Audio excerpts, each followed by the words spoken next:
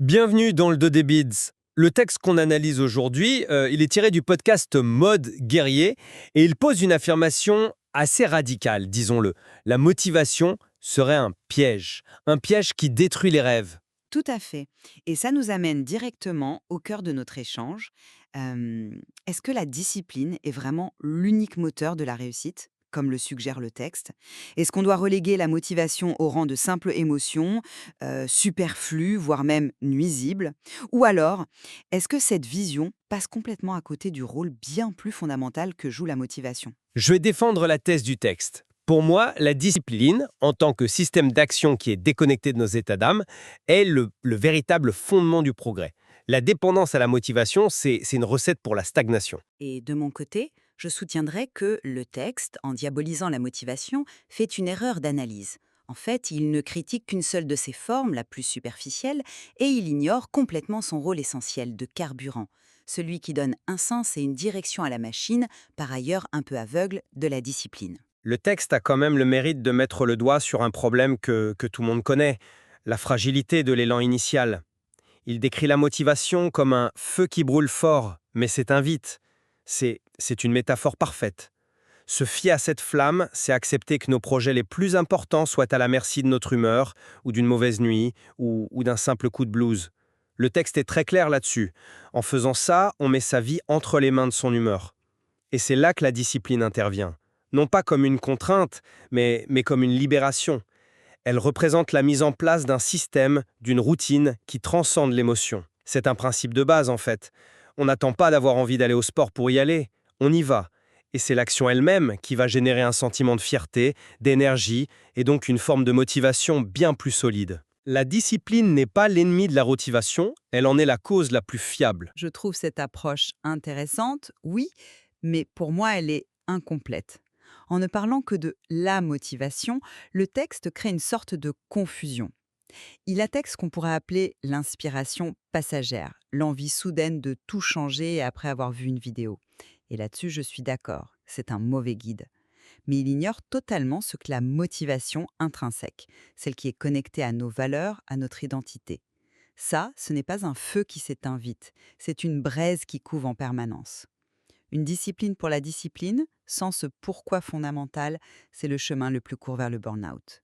On devient une machine très efficace qui accomplit des tâches, mais sans joie, sans sens. La vraie question n'est donc pas discipline contre motivation, mais plutôt comment on construit une discipline qui soit au service de notre motivation profonde. Vous soulevez un point important sur la nature de la motivation, mais je pense que le texte y répond d'une manière un peu contre-intuitive. Quand il dit « tu dois commencer pour devenir motivé », il ne parle pas juste de générer une petite fierté ponctuelle, il parle de la construction d'une identité. À force de poser des actions, même des toutes petites actions de manière disciplinée, on ne fait pas que cocher des cases, on envoie un signal à notre cerveau. Je suis le genre de personne qui va à la salle. C'est la répétition qui forge l'identité et cette identité devient ensuite la source de cette motivation intrinsèque dont vous parlez. La discipline n'est donc pas une coquille vide, quoi. C'est le processus même par lequel on remplit cette coquille de sens. Oui, mais est-ce que ce processus n'est-il pas potentiellement circulaire? Pour enclencher cette toute première action qui demande tant d'efforts, il faut bien une impulsion de départ. Le texte dit choisis une chose. Cet acte de choisir, cette projection vers un mini-objectif, même pour 10 minutes de sport, ce n'est pas déjà une manifestation de motivation? C'est peut-être une micro-motivation, mais elle est indispensable.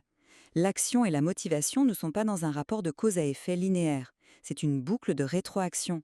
Une petite motivation pousse à une petite action qui génère un sentiment de compétence, qui nourrit une motivation un peu plus grande, et ainsi de suite.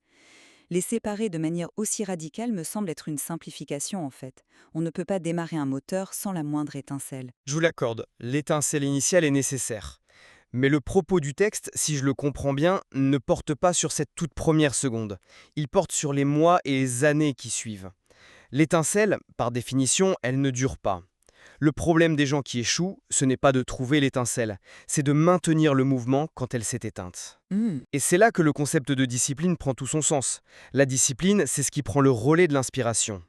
La motivation, ça vous fait acheter l'abonnement à la salle de sport en janvier.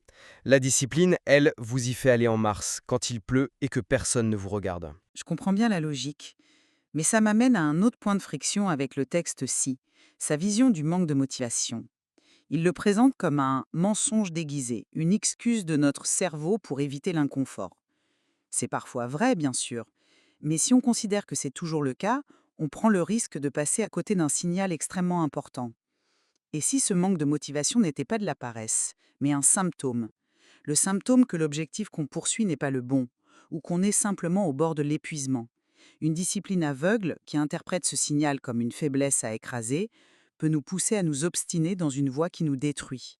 On peut être très discipliné pour grimper une échelle, mais si l'échelle est posée contre le mauvais mur, à quoi bon? C'est une question essentielle, hein. Comment on fait la différence entre la simple résistance et un vrai signal d'alarme?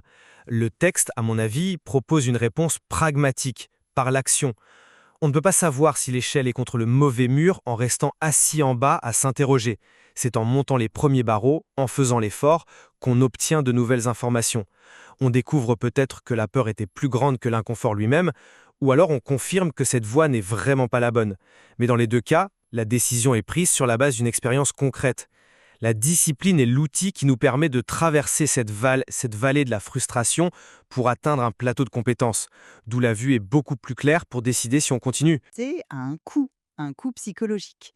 Et c'est là que la nature de la réussite entre en jeu. Le texte affirme, si tu fais ce qui est difficile, ta vie devient facile. C'est une belle formule, c'est vrai, mais elle oppose de manière très binaire la difficulté et la facilité. Elle semble sous-entendre que le chemin du succès est forcément une suite de corvées qu'on s'inflige. Ça laisse de côté tout le concept de flow, cet état où on est tellement absorbé par une tâche à la fois difficile et alignée avec nos compétences qu'on ne voit pas le temps passer. Dans cet état, on est à la fois ultra discipliné et ultra motivé. Une approche purement basée sur la discipline, qui ignore la recherche de sens, ne pourra jamais mener à ça. L'état de flow, c'est un objectif magnifique, mais je pense que vous le présentez comme un point de départ, alors que c'est un point d'arrivée. C'est la récompense suprême de milliers d'heures de pratique dont la majorité n'a pas été faite en état de flow. Demandez à n'importe quel grand musicien ou athlète. Ils vous parleront des gammes, des tours de piste sous la pluie. C'est la discipline qui construit les fondations. Le flow, c'est le fruit de la discipline, ce n'est pas une alternative à celle-ci. Vouloir le flow sans la discipline, c'est vouloir la récolte sans avoir semé, quoi. Peut-être, mais le risque de l'approche du texte, en étant aussi catégorique, c'est de décourager la quête de l'alignement. Si on dit aux gens « n'écoutez pas votre manque d'envie, ignorez votre recherche de sens, contentez-vous d'exécuter le plan », on risque de créer des gens très productifs dans des vies qui ne leur plaisent pas.